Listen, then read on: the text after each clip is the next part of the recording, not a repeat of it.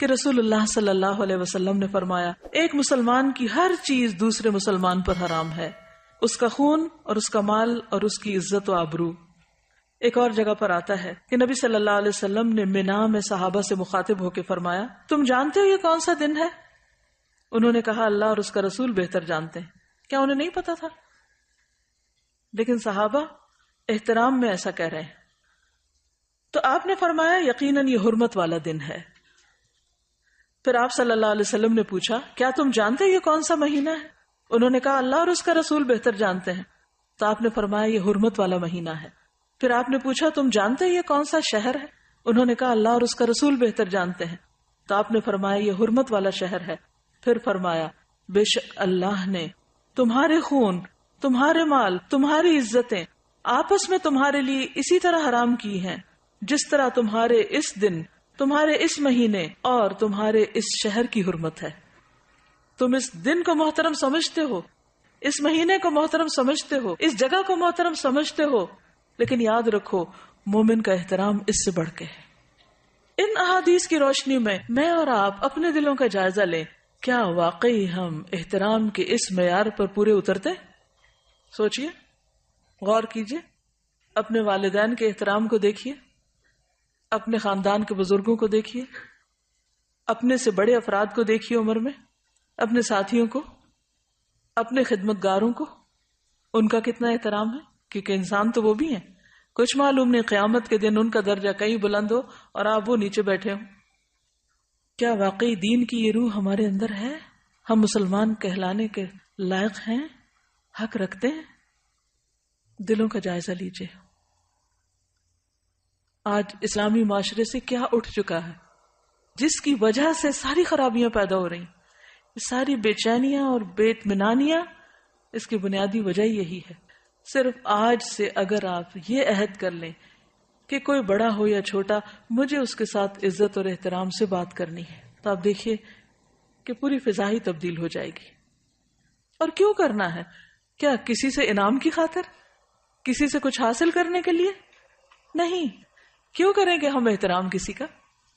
اچھا یہ بتائیے مجھے، ہم احترام کرتے کیوں نہیں؟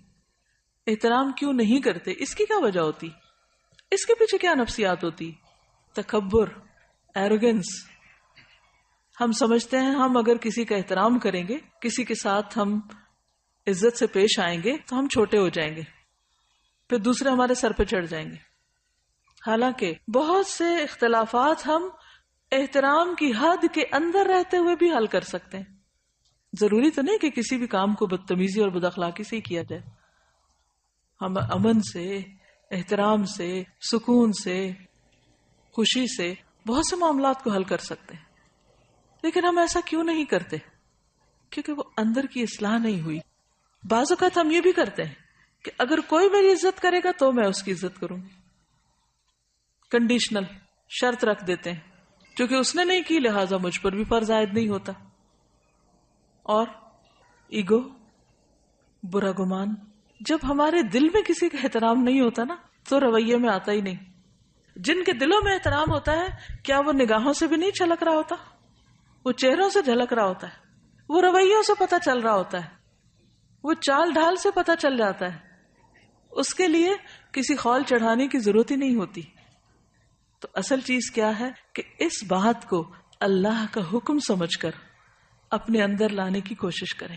جب وہ اندر آ جائے گی تو باہر خود بخود آ جائے گی۔ یہی دین کا طریقہ ہے، اسی کا نام تزکیہ ہے۔ نبی صلی اللہ علیہ وسلم صرف کتاب کی تعلیم دے کر نہیں چلے گئے، بلکہ آپ نے لوگوں کا تزکیہ کیا۔ تو آئیے دیکھتے ہیں کہ کون کون سی چیز محترم ہے، احترام کیسے کرنا ہے، کسی کی کیا چیز ہم پر حرام ہے جس کو ہم نہیں چھیڑ سکتے، جس سے بچنا ہے۔ تو سب سے پہلے ہے جان کی حرمت۔ ہر انسان کو جینے کا حق ہے، سوائے اس کے کہ اللہ اس کو یہ حق نہ دے۔ قرآن مجید میں قتل مومن کو حرام قرار دیا گیا۔ سورۃ النساء 93 میں فرمایا وَمَن يَقْتُلْ مُؤْمِنًا مُتَعَمِّدًا فَجَزَاؤُهُ جَهَنَّمُ خَالِدًا فِيهَا وَغَضِبَ اللَّهُ عَلَيْهِ وَلَعَنَهُ وَأَعَدَّ لَهُ عَذَابًا عَظِيمًا۔ اور جو کوئی کسی مومن کو قصدن قتل کر ڈالے یعنی جان بوجھ کے قتل کر دے، اس کی سزا جہنم ہے جس میں وہ ہمیشہ رہے گا. اس پر اللہ تعالیٰ کا غضب ہے، اللہ تعالیٰ نے اس پر لعنت کی ہے اور اس پر اس کے لیے بہت بڑا عذاب تیار کر رکھا ہے. حدیث میں آتا ہے حضرت ابو ہریرہ رسول اللہ صلی اللہ علیہ وسلم کا یہ فرمان ذکر کر رہے تھے کہ اگر تمام آسمانوں اور زمین والے کسی مومن کے قتل میں شریک ہوں تو اللہ تعالیٰ ان سب کو جہنم میں دھکیل دے گا. یعنی صرف ایک شخص نہیں، اگر ایک کے قتل میں 10 لوگ شریک ہیں تو وہ 10 کے 10، اور اگر سارے آسمان والے اور سارے زمین والے تو وہ سارے کے سارے. پتہ کیا چلتا ہے کہ ایک مومن کی جان اس قدر قیمتی ہے اللہ کے نزدیک کہ اس کے بدلے میں وہ سب کو سزا دے سکتا ہے اگر وہ اس کے جان لینے میں شریک ہو. آج آپ دیکھیے کہ ہمارے معاشرے میں کتنی چھوٹی چھوٹی باتوں پر قتل ہو جاتے ہیں. مثلا جائیداد، خاندانی دشمنیاں، چھوٹی سی بات سے غصے میں فلیئر اپ ہو جانا، اور شک کی بنیاد پر کھیل میں ہار جیت پر قتل ہو رہا ہے، غیرت کے نام پر، بعضوں کا صرف شک کی بنیاد پر، گمان کی بنیاد پر، تعصبات کی بنیاد پر، مذہبی بنیادوں پر، حسد کی وجہ سے. کسی دن کا کوئی اخبار اٹھا لے بغیر کسی امتیاز کے، کوئی اخبار کسی بھی دن کا قتل کی خبر سے خالی نہ ہوگا. اور وہ بتا رہی ہے کہ میاں بیوی میں جھگڑا ہوا، بیوی نے 6 ماہ کی، بچی کو چھت سے اٹھا کے پھینک دیا. ان گنت کہانیاں ہیں قتل کی، حالانکہ اللہ کے نزدیک اتنا بڑا جرم، اور پھر خصوصاً بے گناہ کا قتل. رسول اللہ صلی اللہ علیہ وسلم ایک خطبے میں فرما رہے تھے، امید ہے کہ ہر ایک گناہ اللہ تعالیٰ معاف فرما دے گا سوائے اس شخص کے جو کسی مومن کو جان بوجھ کر قتل کرے، جو کسی مومن کو جان بوجھ کر قتل کر دے، یا جو شخص کفر کی حالت میں مرے. اور قیامت کے دن سب سے زیادہ مفلس وہ شخص ہوگا کہ جو بہت سی نیکیاں لے کر آئے گا لیکن اس کے ساتھ ساتھ اس نے کسی کو گالی دی ہوگی، کسی پہ تہمت لگائی ہوگی، کسی کا مال کھایا ہوگا، کسی کا خون بہایا ہوگا، کسی کو مارا ہوگا. سب لوگوں کو اس آدمی کی نیکیاں دے دی جائیں گی، اور اگر اس کی نیکیاں ان کے حقوق کی ادائیگی سے پہلے ختم ہو گئیں تو ان لوگوں کے گناہ بھی اس آدمی پہ ڈال دیے جائیں گے، پھر اس کو جہنم میں ڈال دیا جائے گا. وہ صرف اپنے گناہوں کی سزا نہیں بھگتے گا بلکہ اس کے ساتھ ساتھ باقی سب کے گناہوں کی سزا بھی بھگتے گا جن پر اس نے دنیا میں ظلم کیا تھا. حدیث میں آتا ہے نبی صلی اللہ علیہ وسلم نے فرمایا، اس ذات کی قسم جس کے قبضے میں میری جان ہے، مومن کا قتل کرنا اللہ کے نزدیک تمام دنیا کے تباہ ہونے سے زیادہ ہے.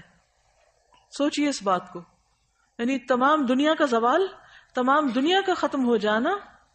اللہ نے دنیا میں کیا کچھ بنایا ہوا، سمندر ہے، پہاڑ ہیں، دریا، درخت، طرح طرح کے پھل، بے شمار نعمتیں، آپ گن نہیں سکتے دنیا میں جو کچھ ہے. لیکن اللہ نے یہ سب کچھ کس کے لیے بنایا؟ انسان کے لیے بنایا.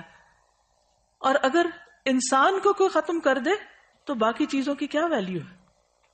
کچھ بھی تو نہیں. لہذا پوری دنیا کا زوال ایک طرف اور مومن کا قتل ایک طرف، اتنا سنگین اور بڑا جرم. قتل کرنا تو جرم ہے ہی، مسلمان بھائی پر اسلحہ لہرانا بھی منع ہے. حدیث میں آتا ہے رسول اللہ صلی اللہ علیہ وسلم نے فرمایا، جب مسلمان اپنے بھائی پر اسلحہ لہرائے یعنی مثلا تلوار ہے تو اٹھائے یا چاقو دکھائے یا کوئی بندوق کی نالی اس کی طرف پھیرے، تو فرشتے ہمیشہ اس پر لعنت کرتے رہتے ہیں یہاں تک کہ وہ اس کو نیام میں داخل کر لے، یعنی واپس ڈال لے.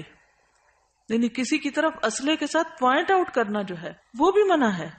کہا یہ کہ اٹھا کے کسی کو کچھ مار دے کوئی. اچھا، اس کو کیوں منع کیا گیا؟ اس پر کیوں لعنت کی گئی؟ یعنی اسلحے کو لہرا کے کسی کو ڈرانا یا اس کی طرف اس کا رخ کرنا. کچھ پتہ نہیں کہ کس وقت غلطی سے ہی گولی چل جائے یا شیطان اس کو صرف کھیل کھیل میں دکھاتے ہوئے دوسرے پہ جا مارنے کی دعوت دے. خوف زدہ کرنا بھی منع ہے. میں جانتی ہوں ایک ایسی ماں کو جس کا تڑپ تڑپ کر برا حال تھا اور اس کی وجہ صرف یہی تھی کہ دوست اکٹھے تھے، ان کے پاس اسلحہ تھا اور وہ صرف جوک کر رہے تھے اور اسی میں گولی چل گئی اور بچہ فوت ہو گیا. اور اس ماں کو کسی پل کسی پہلو قرار نہیں آ رہا تھا کہ یہ کیا ہو گیا. وہ جانے والا تو چلا گیا، لیکن لواحقین پیچھے جتنا تڑپتے ہیں اس تکلیف کا بھی آپ اندازہ کیجئے. اور اس میں انٹینشن نہیں تھی، قتل خطا تھا، لیکن کیا تھا؟ اس حدیث سے لا علمی کہ مذاق میں بھی یا کسی بھی طرح آپ لہراؤ بھی نہیں، نکال کے کسی کو ڈراؤ بھی نہیں. آج کل بچوں کے ٹوائز بھی بعض اوقات ایسے ہوتے ہیں، واٹر گنز جو ہیں ان میں پانی بھر کے ایک دوسرے کے اوپر پھینکتے رہتے ہیں اور وہ اسی کی پریکٹس ہوتی رہتی ہے. موویز ایسی دیکھتے ہیں، گیمز ایسی ہیں کہ جس میں باقاعدہ بیٹھ کے وہ سب کچھ اسکرین کے اوپر ہر وقت خون دیکھ رہے ہیں. تو آپ دیکھیے کہ جب اتنا کرائم دیکھا جاتا ہے تو پھر ذہن مسخ ہو کے رہ جاتے ہیں، اور پھر ان کرائمز کو کرتے وقت جھجک ہی نہیں ہوتی، حیا ہی نہیں ہوتا، کوئی خوف ہی نہیں ہوتا. بعض اوقات مائیں بچوں کی طرف جو بھی چیز ہاتھ میں ہوتی، چوری ہو، کینچی ہو، چمٹا ہو، کچھ ہو، کوئی سلائی ہو، اس سے بھی وار کرتی رہتی، اور بعض اوقات چھوٹ بھی جاتا ہے، تو اس سے بھی بچنا چاہیے. ابن عباس سے روایت ہے کہ نبی صلی اللہ علیہ وسلم نے فرمایا، لوگوں میں سب سے زیادہ مبغوض اللہ کے ہاں 3 لوگ ہیں، سخت ناپسندیدہ.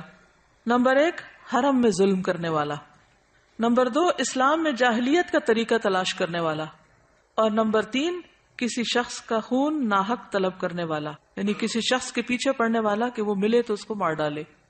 ایسا شخص جو صرف تلاش ہی کر رہا ہو، بات کہتے ہیں ٹارگٹ کلنگ، یعنی کچھ لوگوں نے اس کو ایک مذاق بنایا ہوا ہے یا ایک کھیل بنایا ہوا ہے، یا کچھ لوگوں کو اپنے ٹارگٹ پہ رکھا ہوتا ہے کہ فلاں فلاں کو مار ڈالنا ہے، اور اس کے لیے وہ راستے تلاش کرتے رہتے ہیں. تو ایسا شخص بھی اللہ کا انتہائی ناپسندیدہ شخص ہے کہ جو کسی کو مارنے کے درپے ہو. بے جا خون جنت کے دروازے پر رکاوٹ بن جائے گا. جندب بن عبداللہ سے روایت ہے کہ رسول اللہ صلی اللہ علیہ وسلم نے فرمایا، اگر کسی میں یہ ہمت ہو کہ وہ اپنے اور جنت کے مابین مسلمان آدمی کے خون کی ایک لب بھی حائل نہ ہونے دے، جسے وہ مرغی کے ذبح کرنے کی طرح بے قیمت سمجھ کر بہا دے، تو وہ ایسا کرے، کیونکہ وہ جب بھی جنت کے کسی دروازے پر جائے گا تو اس خون کو اپنے اور جنت کے مابین بطور آڑ پائے گا. یعنی قتل تو قتل ہے، کسی کا خون بہانا، یعنی اس کو زخمی کر کے اس کا خون بہانا جو ہے، یہ بھی جنت اور اس کے بیچ میں رکاوٹ ڈال دے گا. تو جہاں سے بھی انٹر ہونا چاہے گا دروازہ بند ہو جائے گا، یا کوئی چیز بیچ میں آئے گی کہ وہ انٹر نہیں ہو سکے گا. آپ نے بازو کا دیکھا ہوگا نا، وہ کارڈ سوائپ کر کے آپ نکل جاتے ہیں، تو اگر کارڈ میں ذرا سی بھی کوئی خرابی آئے، اسکریچ آ جائے، تو آپ کارڈ سوائپ کرتے رہتے ہیں، لیکن آپ کے لیے دروازہ نہیں کھلتا. آپ دوسری طرف سے انٹر ہونا چاہتے ہیں، تیسری اور ٹرین جا رہی ہوتی ہے اور آپ پریشان ہوتے ہیں کہ میں پیچھے رہ رہا ہوں. اس لیے کسی کے ساتھ کسی بھی قسم کی زیادتی حرام ہے، قتل حرام ہے، اسلحہ لہرانا باعث لعنت ہے، اور اسی طرح کسی کے قتل کے درپے ہونا اور اس چیز کو سوچنا یا کہنا، یہ بھی ناپسندیدہ ہے. آپ نے دیکھا ہوگا کہ بعض اوقات تکیہ کلام کے طور پر لوگ کہتے ہیں I'll kill you، سنا کبھی آپ نے؟ اس سے بھی بچیے، کیونکہ اگر آپ دن میں 10 دفعہ یہ کہہ رہے ہیں تو آپ کے اعمال نامے میں لکھا جا رہا ہے.